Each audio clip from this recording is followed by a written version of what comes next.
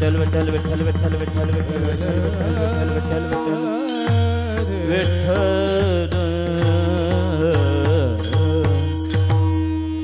दसरा दिवाळी तोची माझा सण किंवा तोची आम्हा सण सखे हरिजन भेटतील आनंद कंद सच्चिदानंद घन परात परपूर्ण परब्रह्म प्रकाश भगवान परमात्मा आणि या भगवान परमात्म्याच्या सेवेसाठी जो अभंग आपण या ठिकाणी घेतलेला आहे, अभंग तुकोबरायाचा प्रसंग गोवत्स द्वादशी म्हणजे दिवाळीचा प्रसंग आहे. विठाला विठाला विठाला या गोवत्स द्वादशीला आपण वसुबारस असाही शब्द वापरतो. आणि महाराष्ट्रामध्ये जो सण आहे, जेवढे काही सण आहे त्या सर्व सणांच्या मध्ये सर्वात मोठा सण कोणता असेल तर तो दिवाळी सण आहे. बाकीचे जे सण आहे हे एका दिवसाचे सण आहे, परंतु दिवाळी हा असा एक सण आहे, हा सगळ्यात जास्त दिवसाचा सण आहे. दिवाळी हा जो सण आहे हा सुरुवात होतो वसुबारसेपासून म्हणजे गोवत्स द्वादशी पासून. पहिला दिवस वसुबारस, दुसरा दिवस धनतेरस किंवा त्याला आपण धनत्रयोदशी अशी म्हणतो. तिसरा दिवस आहे नरक चतुर्दशी. चौथा दिवस आहे लक्ष्मीपूजन. पाचवा दिवस आहे बलिप्रतिपदा आणि सहावा दिवस आहे कोणता सांगा सांगा मोठ्याने? भाऊबीज. अगदी बरोबर. विठाला विठाला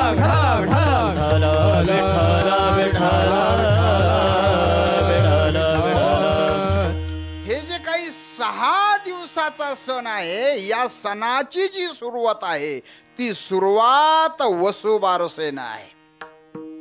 गोवत्स द्वादशीनं सुरुवात आहे आणि भाऊबीजेनं या सणाची सांगत आहे. पण याच्यामध्ये बघा बर का, गोवत्स द्वादशीला सुद्धा दिव्याला विशेष महत्व आहे. बरोबर. धनत्रयोदशीला सुद्धा दिव्याला विशेष महत्व आहे. नरक चतुर्दशीला सुद्धा दिव्याला विशेष महत्व आहे. आणि लक्ष्मी पूजनाला तर विचारता सोयच नाही, दिवा म्हणजे दिवाच. आणि बलिप्रथेमध्ये सुद्धा दिव्याला विशेष महत्व आहे. आणि भाऊबीज म्हणजे भावाला बहिणीनं ओवाळायचं, दिव्यानेच ओवाळायचं. विठाला विठाला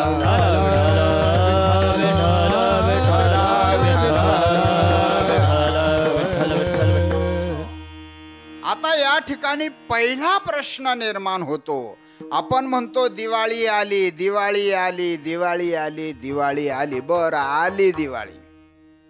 मग माझा पहिला प्रश्न आहे, दिवाळी म्हणजे काय आणि दिवाळी केव्हा आली? दुसरा प्रश्न आहे. तिसरा प्रश्न आहे, दिवाळी का आली म्हणजेच दिवाळी कशासाठी आली? बस एवढ्या 3 प्रश्नांचे उत्तर जर आपल्याला कळाले तर दिवाळी आपल्याला कळाली. आता या दिवाळीमध्ये एक दिवाळी आहे माणसांची आणि एक दिवाळी आहे संतांची. माणसाच्या दिवाळीला काय काय करतात? माणसाच्या दिवाळीला नवीन नवीन कपडे, माणसाच्या दिवाळीला वेगवेगळे पदार्थ खाण्यासाठी, माणसाच्या दिवाळीला फटाके फोडणे, फटाके वाजवणे, माणसाच्या दिवाळीला एकमेकाने एकमेकाला भेटायचं, माणसाच्या दिवाळीला एकमेकाने एकमेकाला द्यायचं घ्यायचं, आनंद द्यायचा आनंद घ्यायचा, वस्तू द्यायच्या वस्तू घ्यायच्या, फराळाचं द्यायचं फराळाचं घ्यायचं, हे आनंदाची दिवाळी आहे. लाडू खायचे, लाडू, गोड पदार्थ खायचे, ही आहे माणसांची दिवाळी. माणसाच्या दिवाळीला नवीन लग्न झालेल्या मुलीनं माहेरी जायचं आहे. क्या बात आहे महाराज. आणि दिवाळीचा सण कधी येणार हे त्या मुलीला अत्यंत वेध लागलेले असतात. अत्यंत का माहेराची ओढ असते ना महाराज. जशी व्यावहारिक दिवाळीमध्ये माहेराची ओढ लागलेली आहे, तसं संतांच्या दिवाळीमध्ये सुद्धा माहेराची ओढ लागलेली आहे. संतांचं माहेर आहे पंढरपूर आहे. माहेराला कोण कोण असतं? तुमच्या आमच्या माहेरामध्ये बहीण असते, भाऊ असते. संतांच्या माहेरामध्ये गरुड बंधू लढी वाळ पुंडलिक, याचे कवतुक सांगू किती. राही रखुमाई सत्यभामा माता, हे संतांच्या माहेराचं वर्णन आहे. आणि हे आपल्या माहेराचं वर्णन. विठाला विठाला विठाला विठाला विठाला विठाला विठाला. सगळे संबंधी आप्तेष्ट नातलग आपल्या माहेराला आपले सर्व एकत्रित आले की ही आपली माणसांची दिवाळी आहे. आणि हरिजन, संतजन, साधुजन हे एकमेकाला भेटले की ही संतांची दिवाळी आहे. आणि हेच तुकोबाराय आजच्या अभंगाच्या प्रथम चरणातून सांगतात. दसरा दिवाळी तोच आमाचा, दसरा दिवाळी तोच आमाचा, दसरा दिवाळी तोच आमाचा, दसरा दिवाळी तोच आमाचा. सखे हरिजन पेठ दिला. वाह वाह, क्या बात है. सके हरिजन,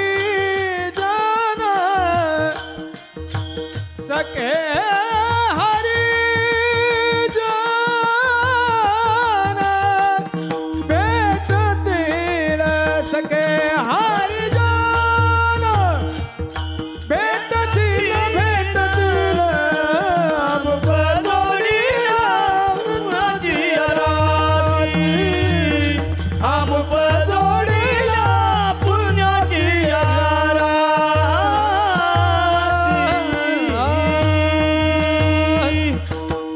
दिवाळीच्या काळामध्ये लाखो अनंत दिवे लावल्या जातात. दिवाळीच्या काळामध्ये लाखो अनंत दिवे लावल्या जातात. परंतु सन मराठीचा एक दिवा टीव्हीच्या माध्यमातून आपल्या घरातही लावला जातो. म्हणून या चॅनलसाठी जोरदार टाळ्या.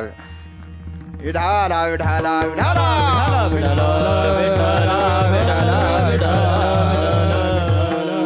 दसरा दिवाळी तोची आम्हा सण किंवा तोची माझा सण.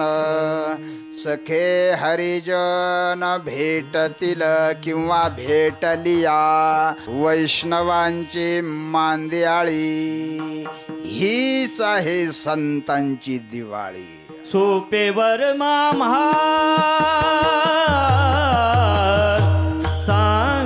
सांगितले संते, सोपेवर माम्हा सांगितले संते, सोपेवर आम्हा सांगितले सोपेवर आम्हा सांगितले. टाळ दिंडी हाती बोनी नाचा, टाळ दिंडी हाती ठेवोनी नाता समाधीचे सुख सांडतो वाळूनी समाधीचे सुख सांडतो वाळूनी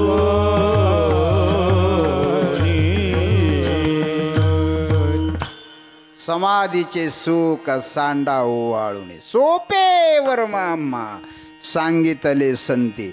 महान मोठा जर आनंद मिळवायचा असेल तर हा सोपा मार्ग आहे. क्या बात आहे. किती सुंदर प्रमाण दिलं महाराजांनी. परत एकदा यांच्यासाठी जोरदार टाळ्या वाजवा. विठाला विठाला विठाला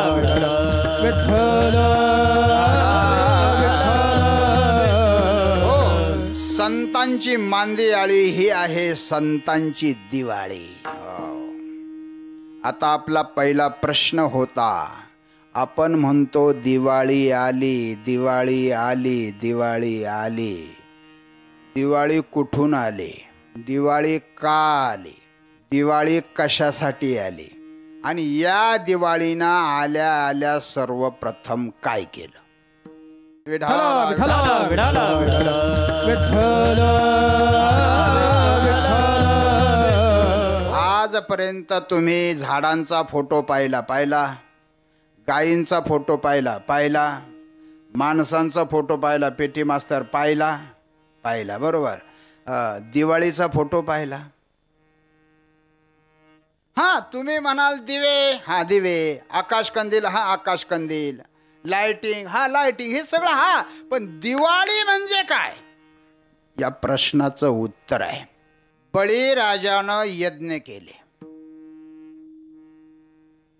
100 यज्ञ त्याचे जर पूर्ण झाले असते तर बळी इंद्रलोकाचा राजा झाला असता, स्वर्गाचा राजा झाला असता, आणि बळी राक्षसांचा राजा होता.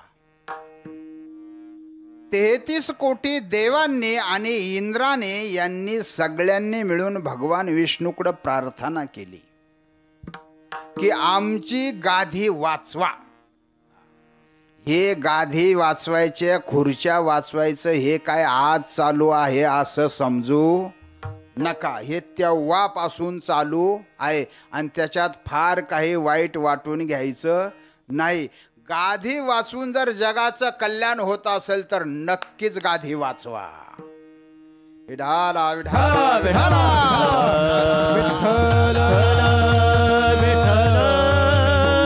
इंद्राने सांगितलं आमची खुर्ची वाचवा, आमची गाधी वाचवा. नाविलाजानं भगवान विष्णूला अवतार घ्यावा लागला. त्या अवताराचं नाव आहे वामन अवतार, छोटा बटूक अवतार. तो अवतार घेतला आणि ज्या ठिकाणी बळीचा यज्ञ चालू होता त्या ठिकाणी गेले. बळीराजानं पाहिलं, आहा काय ब्राह्मण आहे, काय तेज आहे, किती स्वज्वळ आहे, किती गोंडस आहे. आता ते गोंडसच होतं, तर गोंडस नाही राहीन तर कसं राहीन. ते देखणं होतं, ते सुंदर होतं. म्हणून तर आमच्या तुकोबारायांनी त्याचं वर्णन केलं, त्याच्या सौंदर्याचं वर्णन केलं. राजस सुकुमार, क्या बात आहे. मदनाचा पुतळा राजस सुकुमार, मदनाचा पुतळा राजस सुकुमार, मदनाचा पुतळा राजस सुकुमार, मदनाचा पुतळा. रवी शशकळा लोपनी, वा. रवी शशकळा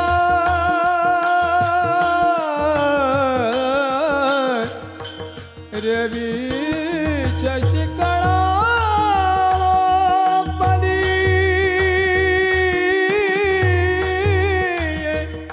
रवी लोपनी, रवी शशिकळा लोपनी, रवी शशि.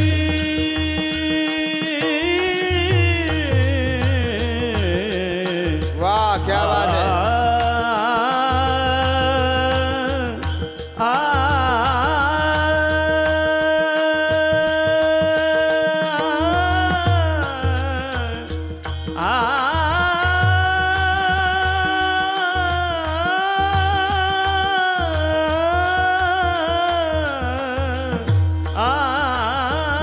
शशिकळा लोपली रवी शशिकळा लोपली कस्तुरी मळवट चंदनाची मुरली कस्तुरी मळवट चंदनाची मुरली. भगवान परमात्मा सुंदर आहे. वामन रूप सुंदर दिसू लागले. बळीराजा उठून उभा राहिला. बघा, एखादं व्यक्तिमत्व समोरून आलं आणि आपण जर बसून असलो तर आपल्याला उठून उभं राहावं वाटलं ना, समजायचं याच्यामध्ये काहीतरी विशेष आहे. तेव्हा आपण उठून उभं राहतो. ज्या वेळेस परीक्षिती राजाला शुकाचार्य महामुनी भागवत कथा सांगण्यासाठी गंगा किनाऱ्यावरती गेले, तिथं 88,000 ऋषी बसलेले होते. त्या ऋषींच्या मध्ये व्यास महर्षींचे वडील होते, व्यास महर्षींचे आजोबा होते आणि नाना सुद्धा होते. सगळेच्या सगळे उठून उभे राहिले. 16 वर्षाची मूर्ती शुकाचार्य महामुनींची. शुकाचार्य आल्याच्या नंतर सगळेच्या सगळे उठून उभे राहिले. शरीरासाठी उठून उभे राहिले नाही, त्यांच्यामध्ये असणारा अधिकार आणि त्या अधिकारासाठी उठून उभे राहिले. बळीराजा उठून उभा राहिला. वाह, क्या बात है. बस काहीतरी द्यावं याला. बघा, काही माणसं आले समोर तर आपण काहीतरी द्यावं असं वाटतं आणि त्यांच्या समोर बोलावं असं वाटतं. पण काही माणसं जर समोरून आले ना तर दुसऱ्या गल्लीनं निघून जावं वाटतं. ज्याने त्याने ठरवा आपण कोणच्यात बसतो. विठाला विठाला विठाला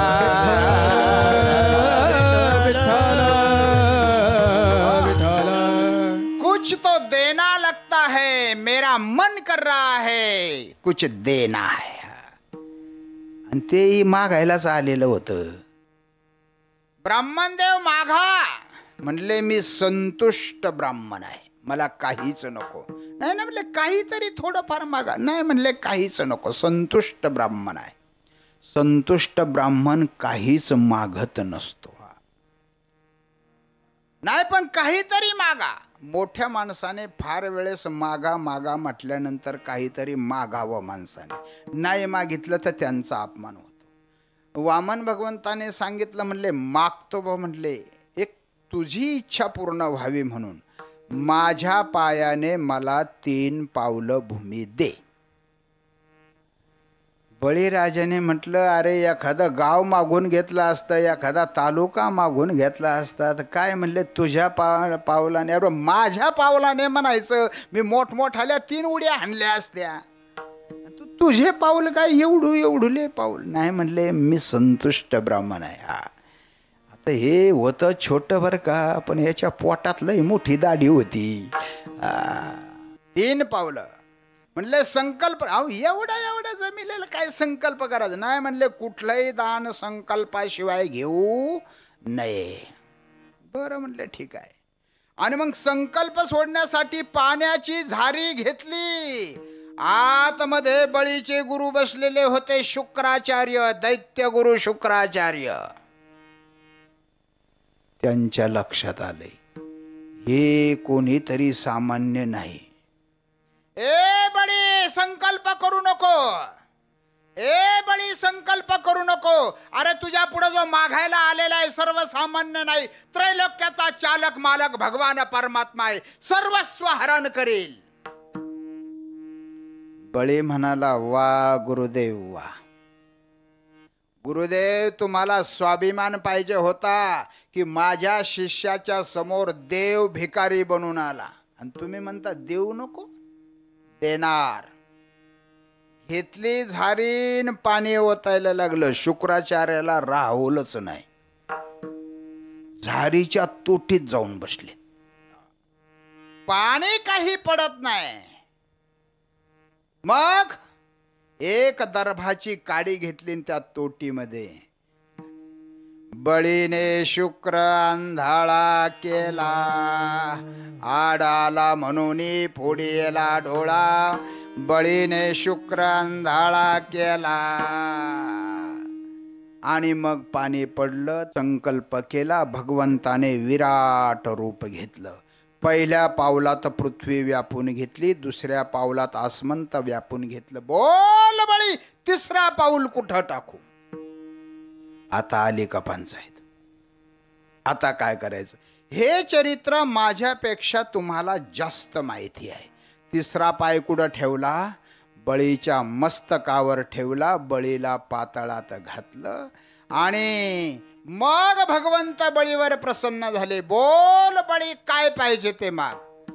काय नाही म्हणले, देवा मला इथं कुठं आणलं? म्हणले हे पाताळाचं राज्य तुला दिलं. म्हणले मग एकच काम करा, मी ज्या दाराना निघन त्या दारावर तुझं मला दर्शन व्हावं.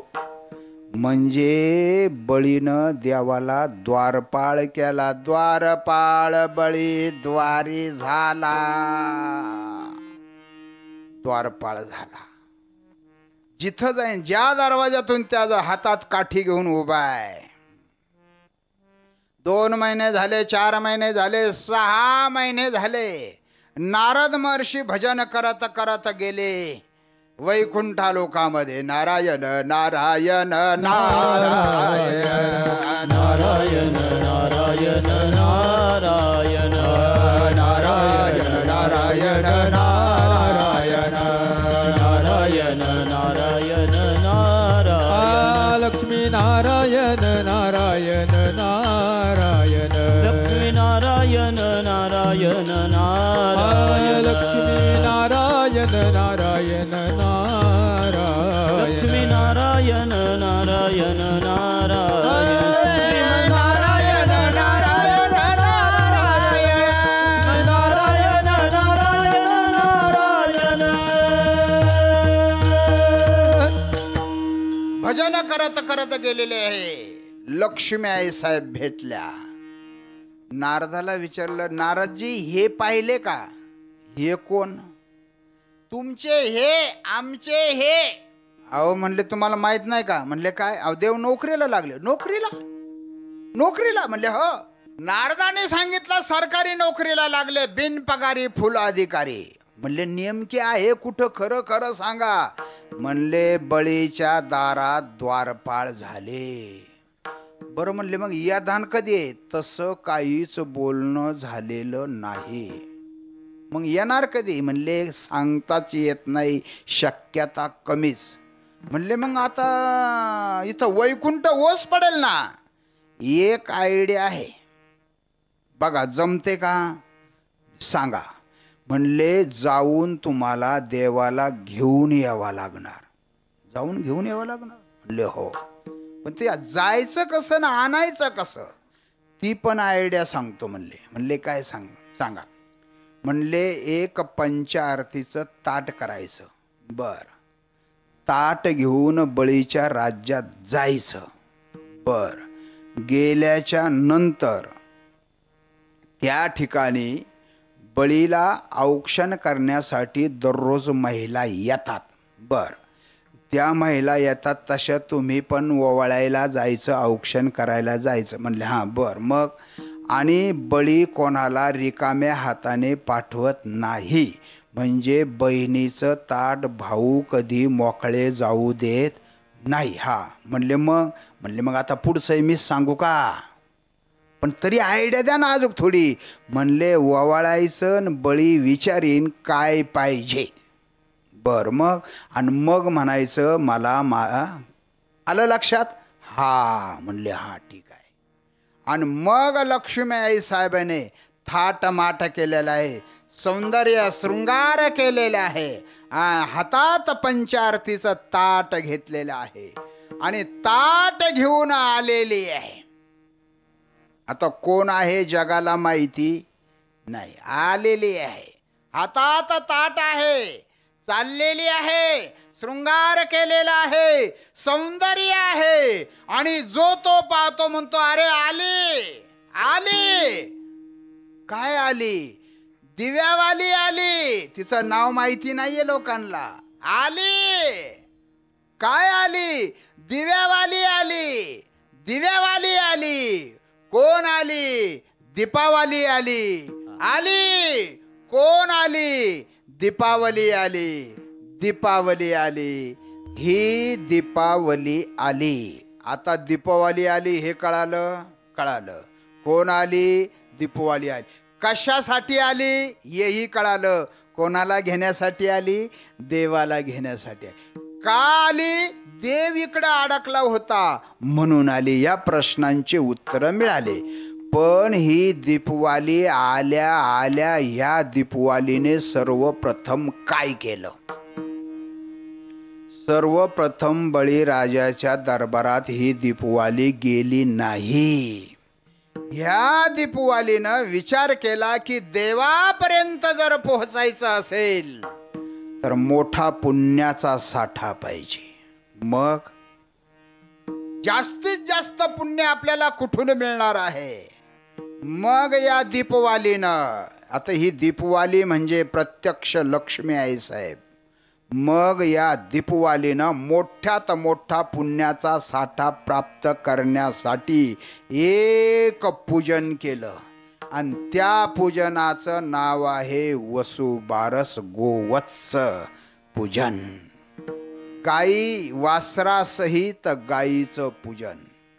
आणि मग या लक्ष्मी आई साहेबांना पंचारतीचं ताट होतं. गाई आणि वासराचं औक्षण केलेलं आहे, दिव्यानं ओवाळलेलं आहे. दीपवाळीचा पहिला दिवस, गोवत्स द्वादशी, वसु बारस, याच्यामध्ये दिव्याचं विशेष महत्व. सर्वप्रथम ओवाळलं ते गाईला. विठाला विठाला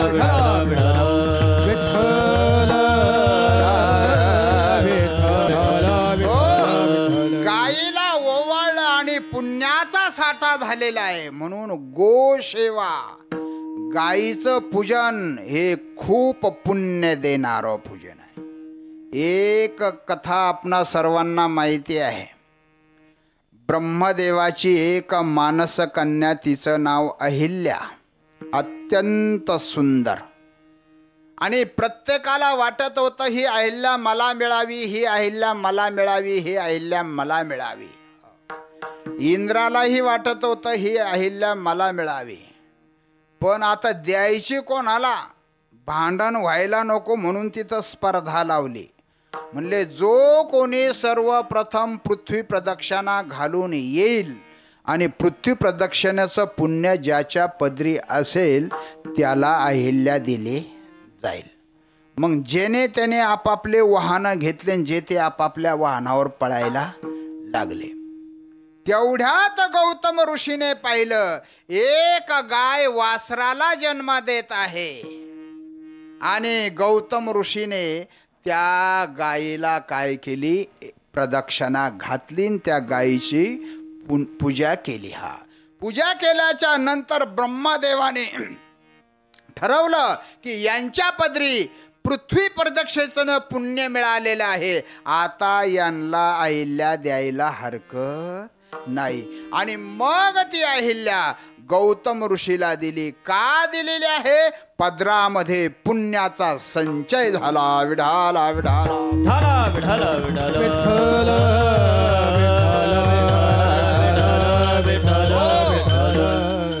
पदरात पुण्याचा संचय झाला. अमाप पुण्याच्या राशी जोडल्या गेलेल्या आहे. आणि हेच तुकोबरायांनी आजच्या अभंगाच्या दुसऱ्या चरणातून सांगितलं. आमुप जोडिल्या पुण्याची राशी, आमुप जोडिल्या पुण्याची राशी, आमुप जोडिल्या पुण्याची रास, आमुप जोडिल्या पुण्याची रास. परत्या सुखाची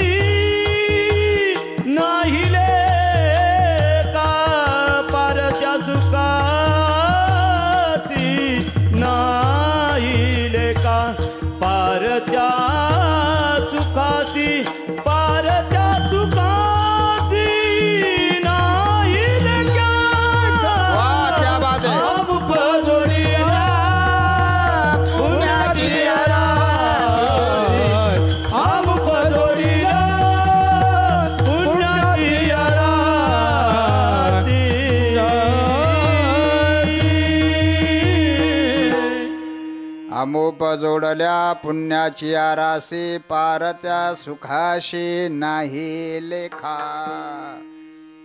अमोप राशी केव्हा जोडल्या जातात? ज्यावेळेस संत मंडळी सगळे एकत्र येतील, भजन करतील, कीर्तन करतील, पोथी ऐकतील, नामस्मरण करतील. तिथं अमोप पुण्याची या राशी जोडल्या.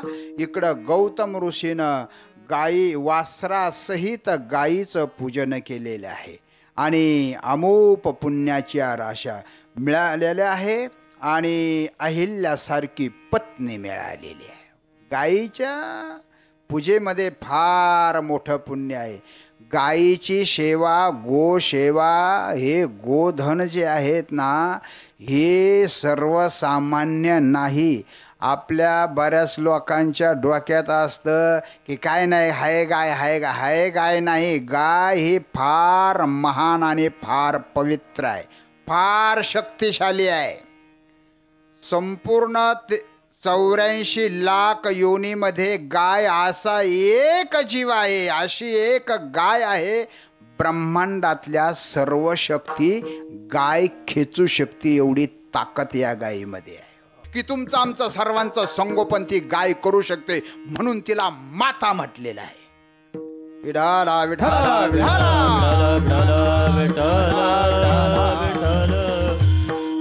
आपण एखाद्या कामाला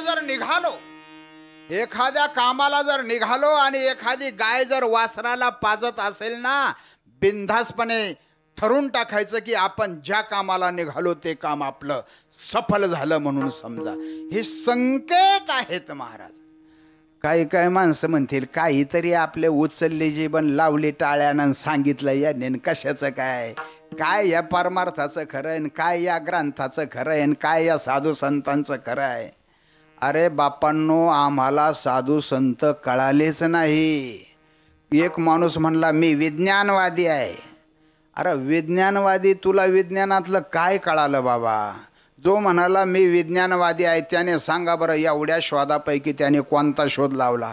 आता माझ्यासमोर हे सगळं दिवे आहेत, या दिव्याचा शोध कोणी लावला? हे कॅमेरे आहेत, या कॅमेऱ्याचा शोध कोणी लावला? हे हार्मोनियम आहे, पखवाद आहे, हा माईक आहे, याचा शोध कोणी लावला? माईक आकाशवाणी आहे. क्या बात आहे महाराज. लय लांब कशाला जाता? जे विज्ञान विज्ञान विज्ञान म्हणतात ना, त्यांना म्हणावं विज्ञान हे कुठून जन्माला आलं?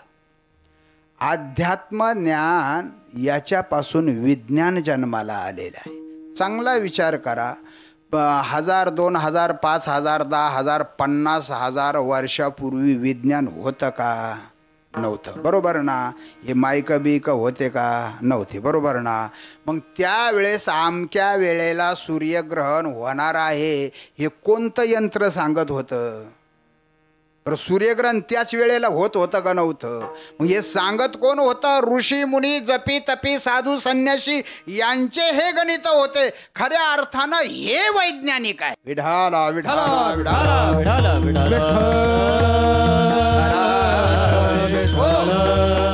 आता एक प्रश्न मी तुम्हाला विचारतो, पटापट उत्तर द्यायचं.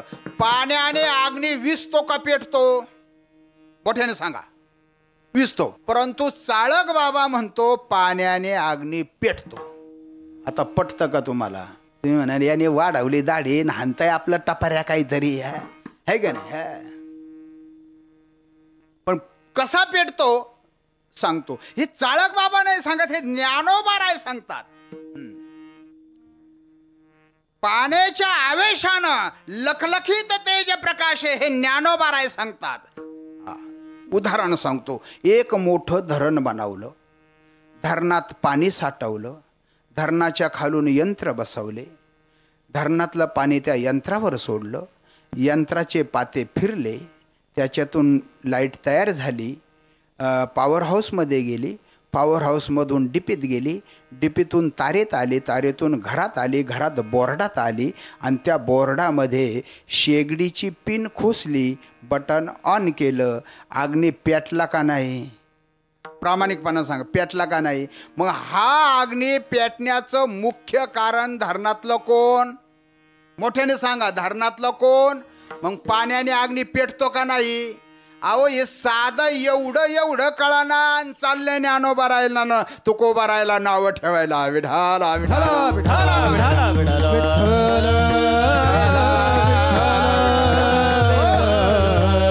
आणि आज आम्हाला या शिक्षणाची गरज आहे. आम्हाला ते शिकवलं पाहिजे. आम्ही विज्ञान शिकवतो पण काय शिकतो विज्ञानामध्ये जगाचं कल्याण ज्याने होईल असं आम्हाला शिकवलं पाहिजे. आज आम्हाला कोणत्या शिक्षणाची गरज आहे.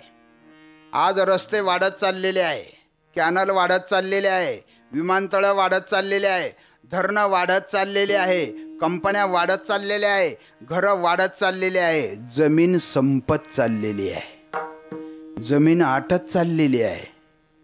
उद्या भविष्यामध्ये उत्पन्न घ्यायचं कशावर जमीन जर संपली तर. मग आज आमच्या तरुणांना या शिक्षणाची गरज आहे. आमच्याकडं आज आकाश मोकळं आहे, आमच्याकडं आज समुद्र मोकळा आहे. आम्ही आकाश फक्त जमिनीपासून 20-25 फूटच वापरतो, तिथून पुढं संपूर्ण आकाश मोकळं आहे. आम्हाला आज त्या शिक्षणाची गरज आहे. आकाशामध्ये घरं निर्माण करायची, आकाशामध्ये कंपन्या निर्माण करायच्या, आकाशामध्ये रस्ते निर्माण करायचे आणि माणसाला आकाशामध्ये स्थिर करून जमीन उत्पन्नासाठी मोकळी करायची.